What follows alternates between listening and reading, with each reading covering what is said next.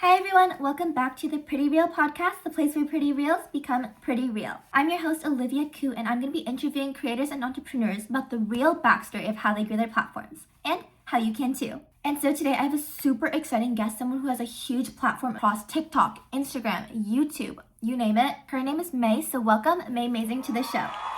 The first thing I wanted to ask you was, can you just kind of give a quick debrief of who you are and what your content stands for?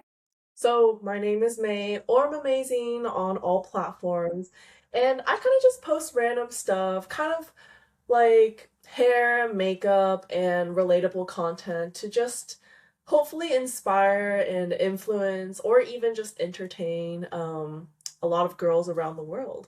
Yeah, I think you're doing a great job at that. I think Thank you. also, like before I started making content, I watched you really often. And Oh actually, my my God.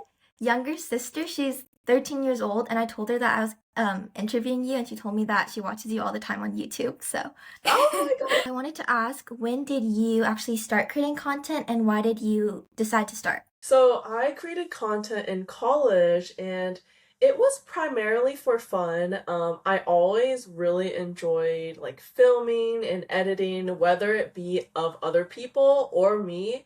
So honestly, this was just trying to delve more into my hobby. I think my last year of college was usually they say it's like on the easier side, so I felt like it was like the right time to start, contrary to before when I was really busy. So Mhm. just trying to focus on my hobbies, which was Yeah, content. absolutely. Did you expect to blow up as much as you did when you were first starting, or was it kind of like Honestly, unexpected? it was more just for genuinely for fun. Mhm. I think like a lot of people, they just wanted to film little random fit checks or other random little things. So it was really unexpected. So how was it like kind of balancing your senior year with content, or were you weren't too busy, so it was kind of okay? I think in the beginning of when I was like actually like doing sort of content, it was not really like work. It was just, oh, okay, like just for funsies. Sort of like that. And then once I graduated, I actually started working my like a software engineering job. So that's when I Um, was actually balancing content creation and my job. And at this moment, at that time, my content creation started to become a little more of a job. So then I had to really focus on both. I think the main thing to really balance the both is just to create an like a schedule in your head. Otherwise, you're gonna be scrambled all over the place if you don't really have a schedule, and then you're gonna, miss deadlines and whatever. So honestly, that to-do list is really helpful. yeah, absolutely. Are you still working your software engineer job right now too, then? Currently, no, so I'm just doing Really? content creation. Yeah, oh my gosh, that's so good for you. Yes. Yeah, I think it was crazy once I like started content creation. I didn't realize like, or I always wondered like how these people could do content creation full time and like make as much, if not more, as like if they were working like a 9 to 5 job. And so I didn't realize like how much budget actually goes into content creation. It's really crazy. Yeah, it's kind of funny because honestly, software does pay a lot. Like software engineering jobs do pay quite a bit, but it's just something that I wasn't really enjoying at the time. It's not something that I feel like I'm also good at, not something that I feel like I'm contributing to society really well.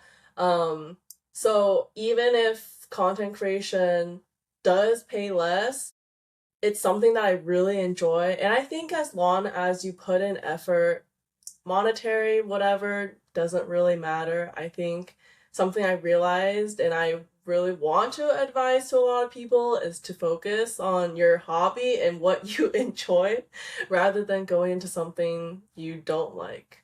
Even if the money's Yeah. good.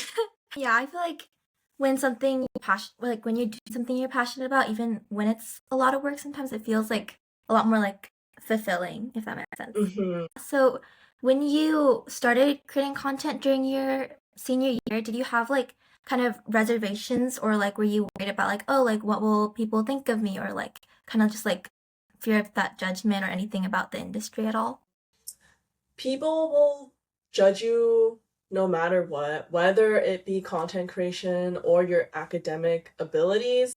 And I was just like, you know what? If they're gonna judge how smart I am, how well I can do work, what's one more thing that they'll judge? I honestly was pretty nonchalant about it. I was like, you know what? If people see this, whatever. It'll be an extra view. Wait, that's like a really good mindset, I feel like, to go into it with, because I feel like a lot of people that I have talked to, I told them to start content creation because I feel like there's so much like that you can get out of it. But a lot of them are really scared about, I guess, the judgment of other people, especially because I'm in high school. So it's like people are mean sometimes, but I feel like the reward is a lot greater than the risk as well. And essentially, like the people that are meant to stay in your life and are like your real friends aren't really going to make fun of you for it. So, Yeah, exactly. I think when people are like, "Oh, I'm really scared of starting it," I think if you just truly like have the passion and find enjoyment in it, I would say to really, really try not to focus on what other people think. Um, Otherwise, you don't want other people to kind of override what you want to do in life. So yeah. And so I know you started out content like kind of for fun. And so that was why you started. But then do you think as you grew, you had any kind of strategy or like there's like a main factor behind your success after that? Or did it just continue just being, oh, this is fun? so in the beginning, obviously, it was just for fun. I didn't really put much, brain power into it, but later on, there is definitely it's like strategy, 100%. Um, which you do have to think about, okay, what will be engaging, what will be helpful, what will be entertaining. Um, so now definitely every single almost all my videos are definitely very thought out in terms of which sort of audience it will hit, how it'll impact other people. So definitely a change in my change in my thought process. Yeah, do you have like a content like strategy that you kind of follow, or do you plan it by the week, or kind of just like before you're about to film? I think it's really important to approach your content kind of like an essay. You can't really, when you write an essay, you can't just go into the essay just like first sentence, okay, I'm just gonna start out and hopefully just write fire. But you do have to have a draft. You do have to have a Mhm. sort of script or a sort of outline for what kind of video you want to make. Mhm. So that's what I would recommend, to really think about what you want to say before filming, because a lot of people film and think of what they want to film at the same time, which is really hard. So Yeah, yeah. that's my advice. Yeah, I think for sure. I feel like when when I try to film a video and then I like don't know exactly what I'm gonna say before, I end up watching the video back after and I'm like, oh my gosh, what was I talking about? I end up like not being able to use the clip because I like didn't plan it out before, and so I feel like that's like a really good lesson for people because it's also like another thing with capturing the audience's like attention. If you're kind of rambling about nothing, then people are just gonna scroll off. So, but in terms of your content and like now that you've become a bigger creator at this point, has it affected your relationships in life with people or like your day to day in general? So I think once it's like kind of like a job, then um it's kind of like just okay, work and then life. So a lot of my friends are, they're working adults too. So it hasn't really impacted um our relationship or friendship. I think if you've built a solid foundation with your existing friendships, then whatever you're doing in life, whatever work you're doing in life, shouldn't impact it. So yeah, it Mm, hasn't really. interesting. So have you never had kind of like people that you weren't really like friends with before suddenly like reach out again once you became like quote unquote famous, or like try to kind of use you for like clout in a way at all? No, luckily. Actually, no, and I think a lot of people are surprised by this. Like Hmm. they would expect, oh, like someone must want to like use you for something, but I think the types of people that I live around and I surround myself around are just very authentic people. I don't believe and I don't think that there's a lot of two-faced people. And I'm very thankful for that because I've heard a lot of horror stories where people will be super fake just to, gain clout. Um, so hopefully, I keep that clean streak going and no one, stabs me in the back. I think that's like a good lesson in general for like the people out there on like how they choose their friends too. I think that's really important just in life to have like really genuine people in your life. I know a lot of people struggle with that too in their friendships. Okay, so I was scrolling through your page to prepare for this episode, and so I wanted to ask kind of I know like the focus of your content is actually like your hair and like your bangs and stuff like that. And so I wanted to ask like why did you decide to go with that kind of as your like the center of your content, if that makes sense? So I think like everyone has, at least like in the beginning, people are always like, oh, like find a niche, find something that people will recognize you as.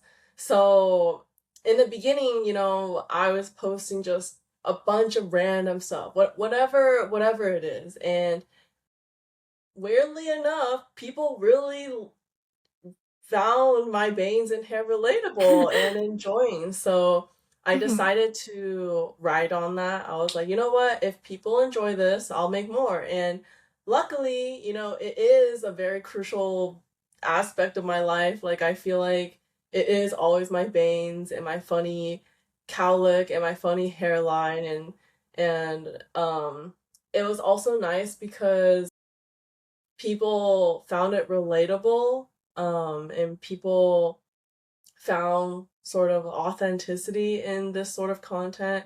And Hmm. so it was also very fulfilling to kind of reach people in that way.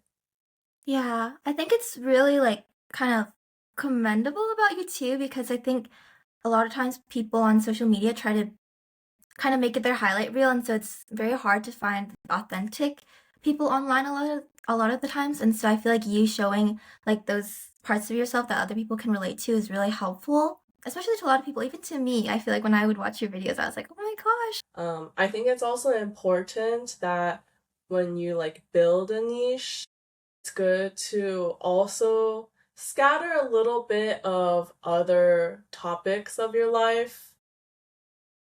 For example, it's like I don't only just do hair, I'll also do beauty. And then so some people see, okay, she also does beauty. I think a lot of people focus a little too much on their niche.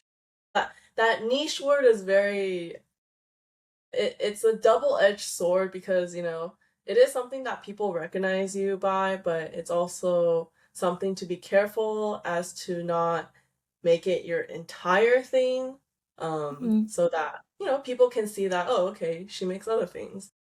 Yeah, yeah, yeah. I feel like the biggest creators that you see too are like people that like you can like them for their personality first, so then like no matter what they post, it will like do well. So I feel like, for example, like a lot of beauty creators, they kind of expanded themselves into becoming lifestyle creators too. So then people like of all kinds, even if they don't like beauty, will still watch them just because they're like fun to watch. So I think it's like really easy to get stuck in a niche as well because it's easier and faster to grow at first when you like have a niche, but then if you don't feel like posting that anymore, you lose all of that follower growth. So I feel like starting from the beginning, it's good to kind of post everything and like fun things in your life because it works out better that way. Okay, so I know that you have like almost 500K I think on Instagram, Yeah, almost. 600 on TikTok, and like 350 on YouTube. But I know like every platform is kind of different in its own way. So have you had like a different strategy depending on the platform, or is there like differences that you want people to know about? In terms of like posting, I just I just post kind of cross post on every platform. YouTube is, it is a long form platform, so I post long form content on there. That's like the only exception. I think in terms of the differences, is really like the audience. Um I think YouTube is very different from Instagram and TikTok. I think the audience is a little more friendly, a little more Yeah. loyal. That's kind of like the difference.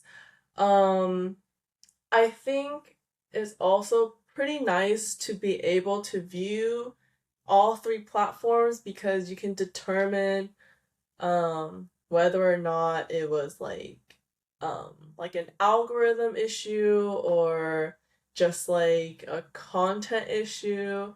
Um for example, I think like a lot of people are like, oh, like TikTok is weird with the algorithm, and they think it's because they posted bad content. But it's actually not. They didn't post bad content at all. It's just TikTok algorithm is really weird sometimes, and so it's nice to kind of have other platforms to support your content idea. It's like, oh, it did well on these platforms, so it wasn't me. It wasn't a me problem in the end. Yeah, for sure. It was funny how you said that the YouTube comments are nicer because I feel like I don't know if they're just younger or what it what it is, but they always seem to be like so much more forgiving. Like there's just less toxicity, if that makes sense. Hmm. I think YouTube algorithm is just actually bad, but that results in a better sort of like audience in a way. Because I think because the YouTube algorithm is so bad, it doesn't create echo chambers because, you're not constantly being fed everything that you like on your Hmm. feed. And so then you're actually just viewing all types of categories and content, which makes you actually a very well-rounded person. Contrary to like TikTok and Instagram, where the algorithm is so strong, where they just feed you constantly the stuff that you like, and it just builds this small community of everyone enforcing the same opinions around each other. Interesting. I've like never thought about it that way, but I feel like that actually kind of makes sense. It's like interesting to experiment with the different platforms because sometimes you'll post like a video on Instagram and it gets like a million views, and then you post it on TikTok and it gets like a couple thousand, and you're like, but I think it really just depends, and sometimes the algorithm just isn't very nice to you. So, It's very you know. unpredictable, but it is nice to not focus on one platform because Mhm. um different platforms will treat you differently. Yeah. Do you have a favorite one in terms of like community or in terms of the algorithm or anything? I think in terms of the community, I think Instagram is sometimes you'll see more like differences in opinions, which is actually kind of nice. They won't exactly worship you, which is people like that. Like I think people on TikTok and YouTube, they'll kind of they'll feed you they'll be nice.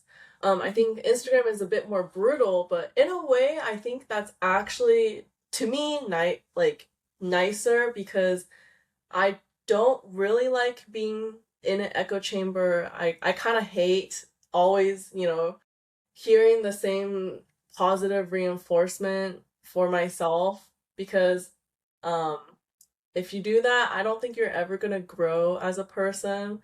So in terms of growth, I think Instagram has a lot of brutal opinions that, can be taken as critiques. But in Yeah. terms of like, for a nice chill day, it's really nice to read those YouTube comments.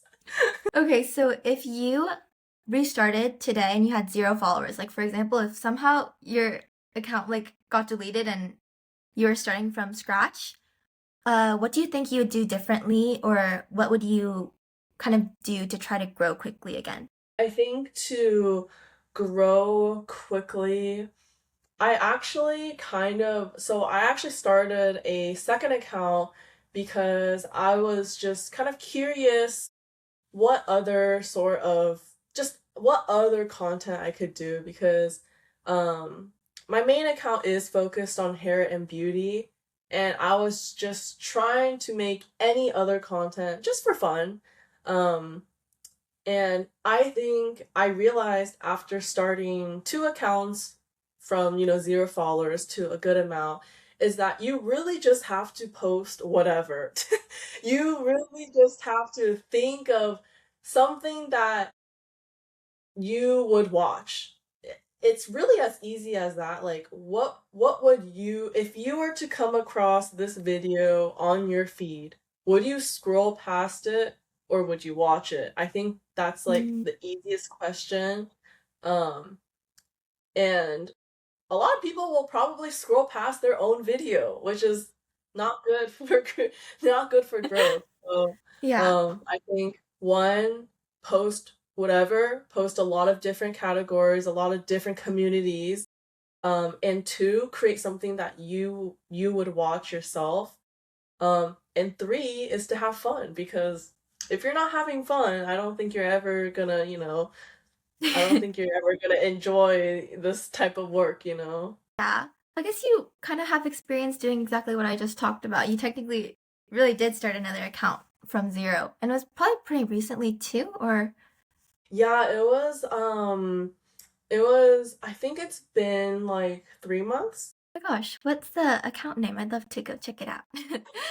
Account's name is a bald bang baddie.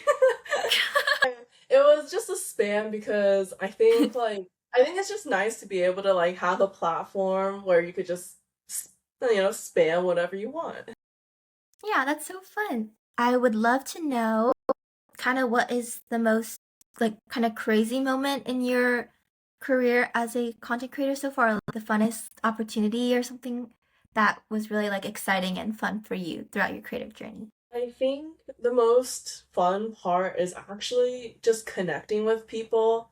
Um, I think post grad life for a lot of people is a little sad because it's really hard to make friends outside of college. I think college is like an amazing place to connect with people, but outside of that, it's pretty hard. Everyone's working. You're not really forced to interact with anyone because of, similar classes or clubs.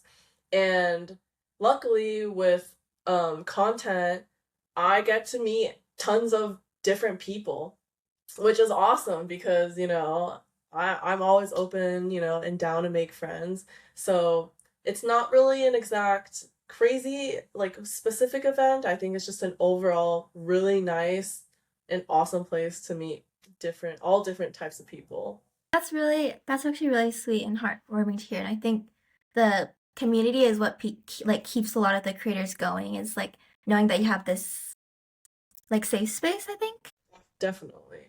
so. To I guess round this out, I wanted to ask, what is the biggest advice if you didn't have to like sugarcoat anything to aspiring creators or people that really want to start creating content just like you did?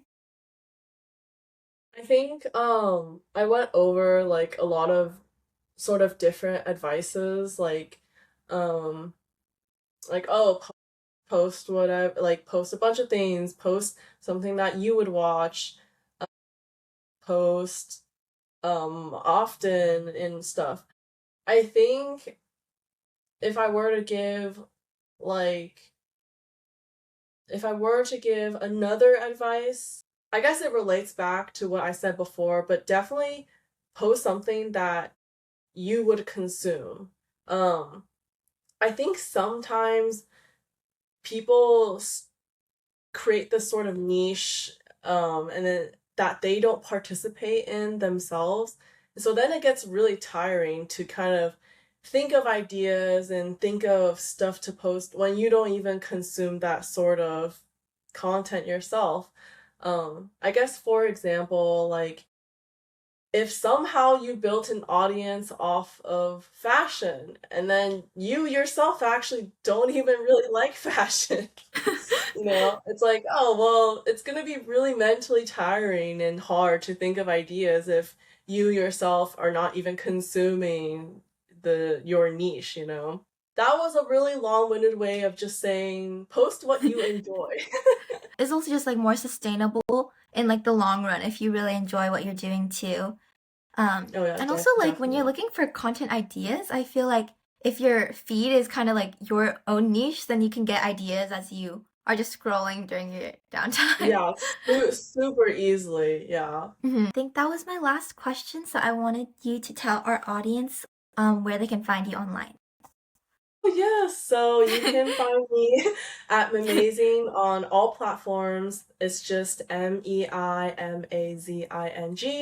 Um, you'll probably be able to search that on Google or just any platform, and I'll pop up. Okay, thank you so much for coming on the podcast. I had such a good time getting to hear from you today. And thank you everyone for tuning in, and remember to keep it real out there.